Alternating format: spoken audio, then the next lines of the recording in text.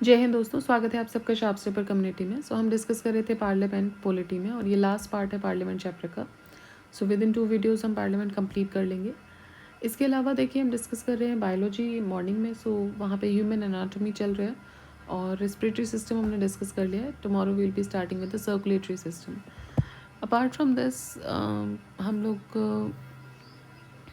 देखिए 4 प्लेलिस्ट आपके लिए अवेलेबल हैं, हिस्ट्री, इकोनॉमिक्स, इकोलॉजी और ज्योग्राफी की, तो वो आप चेक कीजिएगा। और करंट अफेयर्स में आई दृष्टि घटना चक्र करंट अफेयर्स की प्लेलिस्ट पूरी अवेलेबल है, वो आप देख लीजिएगा। ठीक है, अकॉर्डिंग टू योर कन्वीनियंस जो भी आपको रिविजन करना हो आप उसके हिसाब से देख सकते हैं। चलिए तो स्टार्ट करते हैं क्वेश्चन नंबर 1 के साथ। In which year the prevention of food adulteration act was first enacted. Prevention of food adulteration act ये पहली बार इनेक्ट हुआ था 1954 में, इफेक्ट में आया था 1 जून 1955 से। All offences punishable under the protection of civil rights act 1955 ये कैसे होते हैं, तो ये कॉग्निजेबल होते हैं और समरली ट्राइबल होते हैं। According to section 15 of the protection of civil rights act 1955 जितने भी ऑफेंसेस इसके अंदर होंगे वो सब कॉग्निजेबल इफेक्ट होंगे और समरली ट्राइबल भी हो सकते हैं। Offences are tried under the protection of civil rights act by 1955 by the courts of, तो ये कौन करते हैं, जुडिशियल मजिस्ट्रेट, फर्स्ट क्लास के जो जुडिशियल मजिस्ट्रेट होते हैं वो इनको ट्राई करते हैं। तो first class judicial magistrate have the empower to hold special courts for the trial of offences under the protection of civil rights act 1955। Uttar Pradesh में in each district the court of chief judicial magistrates have been designated as a special court for the trial of offences under the act.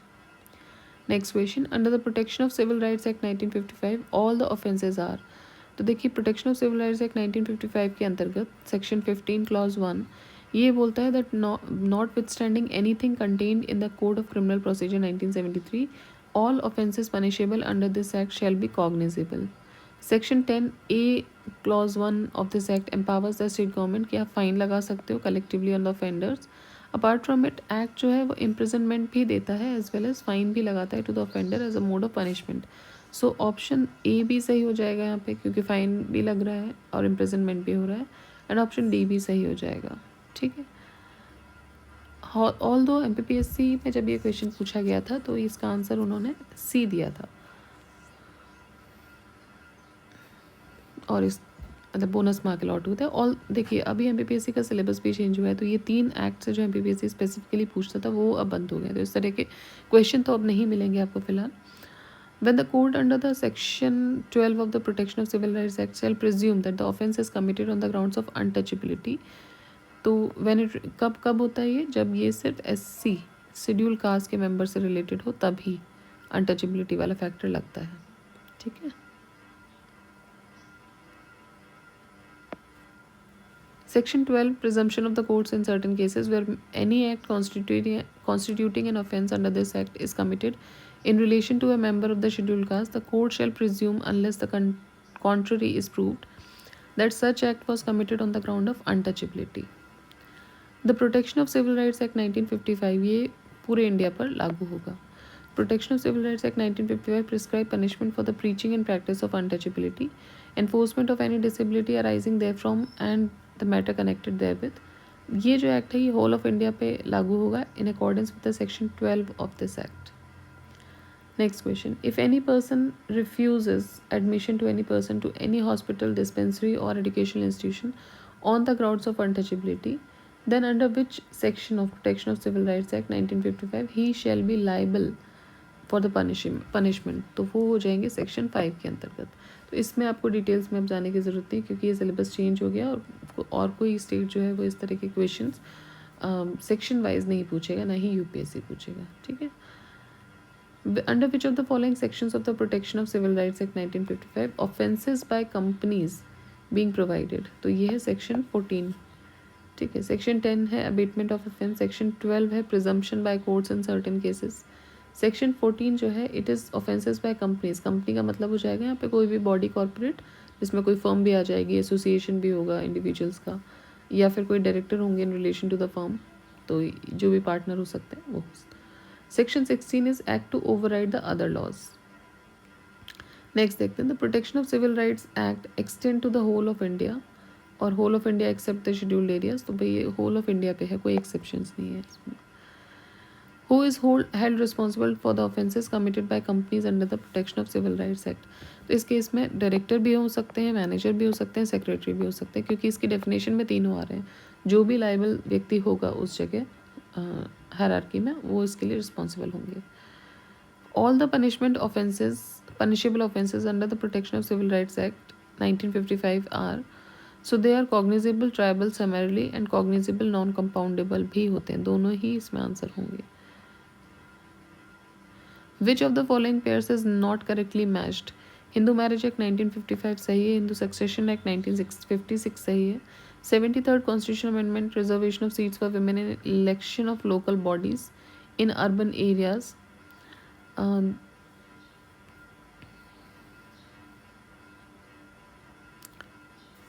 ये 74th के द्वारा urban areas की बात हो रही है ना, तो म्यूनिसिपैलिटीज़ वाला जो था वो 74 था, और पंचायत वाला जो था वो 73rd था.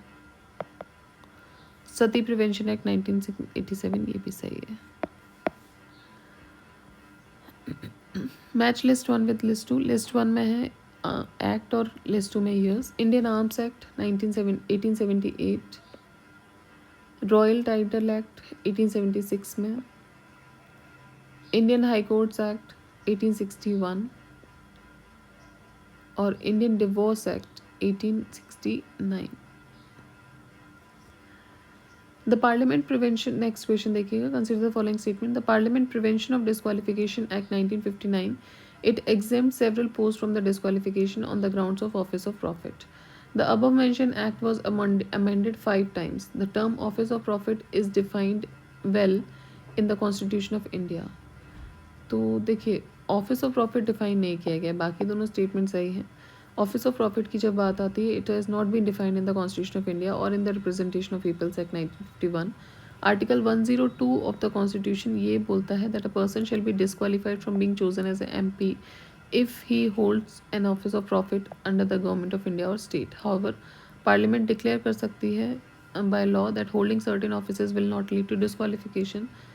ठीक है, so Parliament prevention of disqualification act 1959 ये लिस्ट प्रोवाइड करता है certain profit offices under the central and state government. ये जो ऑफिस है ये 5 बार अमेंड हो चुका है, सो फर्स्ट और सेकंड स्टेटमेंट तो यहाँ पर सही हो जाएगा. The protection of women and from domestic violence act came into force on, तो ये आया था 26 अक्टूबर 2006 को. विच of the following is not a social act? Misa is not a social act. Maintenance of internal security act, ये enact हुआ था 1971 में, इसको रिपील किया गया 1977 में. और ये एक्ट जो इनेक्ट किया गया था, it was for the maintenance of internal security. It is not a social act, while the other 3 mentioned acts were enacted for the prevention of social evils. With reference to the consumers' rights or privileges under the provision of law in India, which of the following statement is or are correct? देखिए, consumers जो हैं they are empowered to take samples for testing. ठीक है.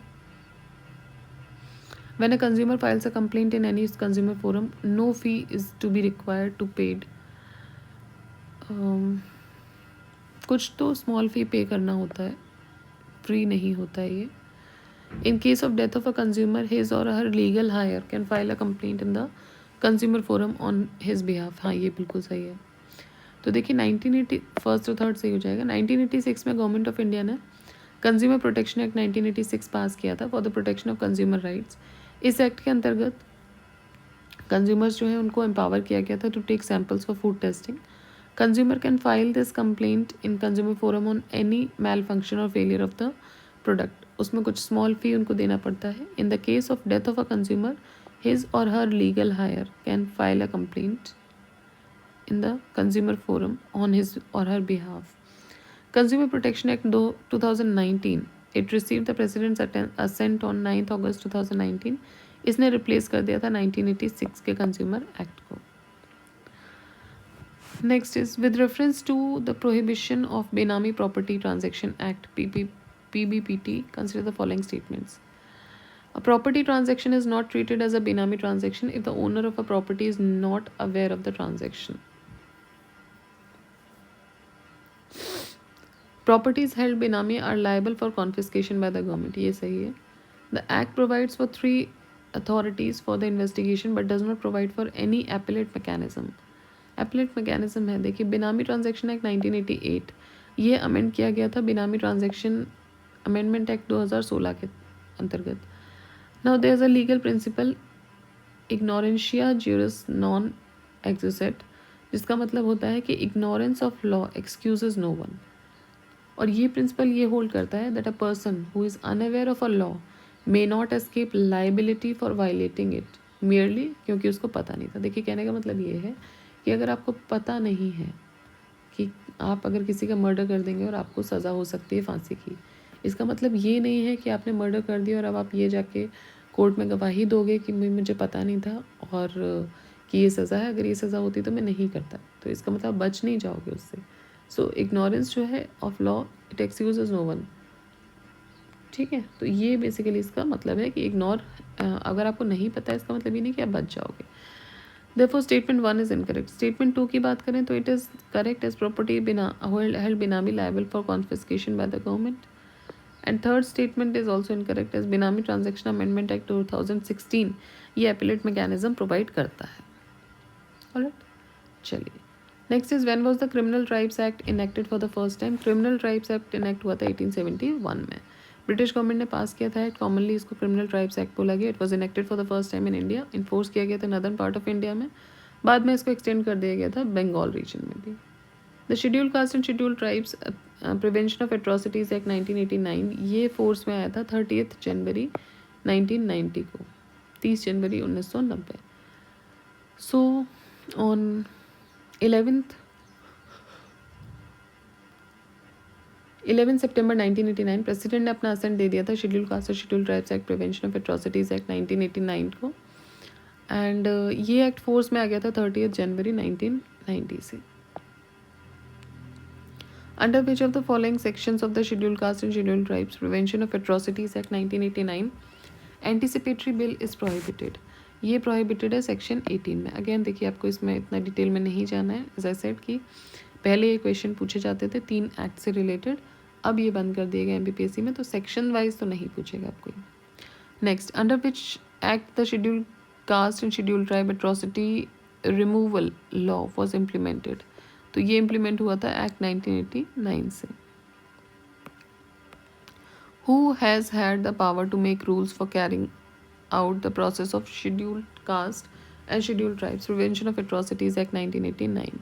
ये है central government के पास. So according to section 23 clause 1 of the schedule caste and schedule tribe prevention of atrocities act 1989 central government may by notification in the official gazette rules बना सकते हैं for carrying out the purpose of this act. Now offences committed by any public servant under the section 3 of the SC/ST act 1989 ये minimum punishment देता है कितने दिन का? 1 साल का. Whoever being a public servant कोई भी ऑफेंस कमिट करता है अगर तो उसको 1 साल का पनिशमेंट मिलेगा.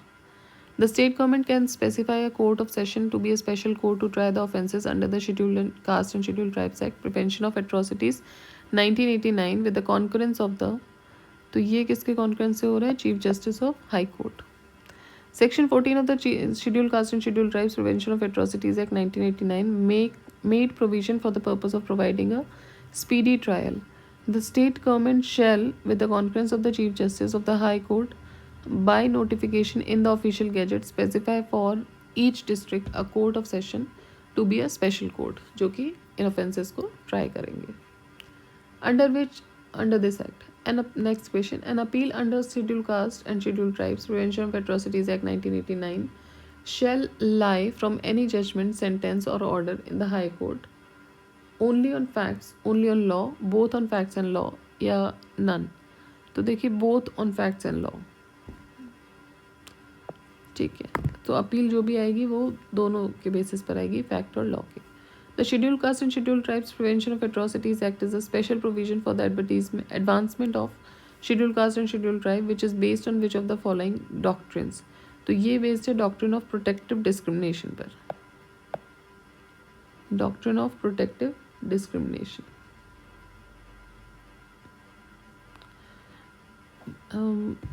Schedule caste and schedule tribes prevention of atrocities act 1989, ये डॉक्ट्रिन ऑफ प्रोटेक्टिव डिस्क्रिमिनेशन पर बेस्ड है. This act was implemented by the system under the article 15(4) of the Indian constitution. ये आर्टिकल जो है ये प्रोहिबिट करता है discrimination of people on the grounds of religion, race, caste, sex, place of birth. Next, who is empowered for imposition and realization of a collective fine under SC/ST Act 1989? तो ये है state government. In a prosecution for an offence under Scheduled Caste and Scheduled Tribes Prevention of Atrocities Act 1989, court can presume which of the following? Court can presume abatement, common intention, common object, all of the above. So the court may presume abatement, common intention and common object in a prosecution and Scheduled Tribes Prevention of Atrocities Act 1989. Which of the following sections of the Scheduled Caste and Scheduled Tribes Act 1989 provides for the application of certain provision of the Indian Penal Code? Section 12, Section 10, Section 6 या Section 8. तो ये हो जाएगा Section 6. Section 6 of the Scheduled Caste and Scheduled Tribe Act 1989, it provides application of Section 34, Chapter 3, Chapter 4, Chapter 5, Chapter 5A. देखिए अब इतना कुछ तो करने की ज़रूरत नहीं है. एज आई सेड, ये आप कहाँ तक याद करोगे? तो ये स्टेट स्पेसिफिक चीज़ें थी, अब नहीं आ रही हैं. आप कंटिन्यूसली देखोगे MPPSC के सारे क्वेश्चन मिलेंगे इस तरह के जो भी हैं. सो अब नहीं पूछे जाते हैं. So we are not suppose to go into the details. All the questions हैं रिविजन फॉर्म में हैं, तो हम उनको बस रिवाइज कर लेंगे. So it is Section 6. ठीक है. सो इतने क्वेश्चन हम यहाँ रखते हैं. बचे हुए 30 क्वेश्चन हम नेक्स्ट वीडियो में करेंगे, और इसी के साथ ये हमारा पार्लियामेंट जो है वो कंप्लीट हो जाएगा पूरा chapter. Alright. So keep revising, keep studying. Do like the video, share the video, subscribe the channel. जय हिंद, जय भारत.